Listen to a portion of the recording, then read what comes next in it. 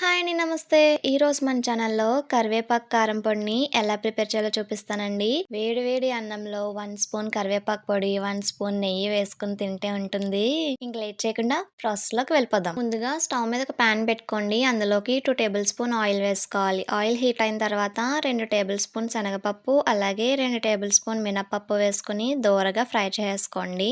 ఇవి కాస్త ఫ్రై అయిన తర్వాత 2 టేబుల్ స్పూన్ల వరకు ధనియాల్ని కూడా వేసుకొని బాగా ఫ్రై చేసుకోవాలి. వీటన్నిటిని కూడా ఓపిక్గా మీడియం టు లో ఫ్లేమ్ లోనే ఫ్రై చేసుకోవాలండి. తర్వాత ఇందులోకి ఎండుమిర్చిని వేసుకోవాలి. నేను ఇక్కడ 5 to 8 ఎండుమిరపకాయలను వేసుకుని ఫ్రై చేసుకుంటున్నాను. ఎండుమిరపకాయలు కూడా ఫ్రై అయిపోయిన తర్వాత శుభ్రంగా వాష్ చేసి ఆరబెట్టుకున్న కరివేపాకును కూడా వేసుకోవాలండి. కరివేపాకు అనేది అస్సలు తడి ఉండకూడదండి. మంచిగా ఆరిపోయిన తర్వాత వేసుకుని ఫ్రై చేసుకోండి. కరివేపాకుని ఆయిల్లో బాగా వేపుకోవాలండి. తర్వాత ఇందులోకి 2 స్పూన్స్ వరకు జీలకర్రను కూడా వేసుకుని మంచిగా కలిపేసుకోండి. జీలకర్ర అనేది దింపే ముందు వేసేసుకోండి. ఇలా అన్ని కూడా మంచిగా ఫ్రై అయిపోయిన తర్వాత చల్లారి పెట్టేసుకుని ఒక మిక్సీ జార్ లోకి తీసేసుకోవాలి. ఇలా మిక్సీ జార్ లోకి వేసిన తర్వాత ఒక చిన్న సైజ్ చింతపండు కూడా వేసుకోండి. అలాగే 1/2 టీ స్పూన్ పసుపు, మీ రుచికి తగినంత ఉప్పును కూడా వేసుకుని మంచి గ్రైండ్ చేసుకోండి. తర్వాత ఇందులోకి 4 పొట్టు వలిచిన వెల్లుల్లిపాయలను కూడా వేసుకుని లైట్ గా గ్రైండ్ చేసుకుని తీసేసుకుంటే మన కరివేపాకు కారం పొడి